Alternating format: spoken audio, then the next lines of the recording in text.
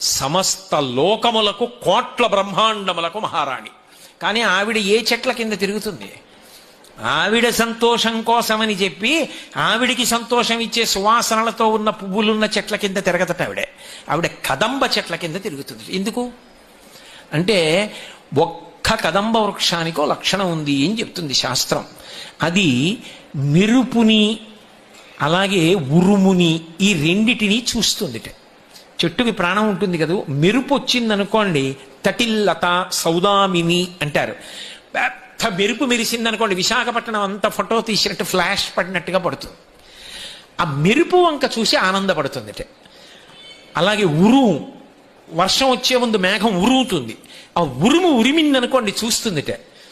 మిగిలిన చెట్లు అనుకుంటాయిట అమ్మయ్యా మాకు నీళ్లు దొరికాయి అనుకుంటాయిట.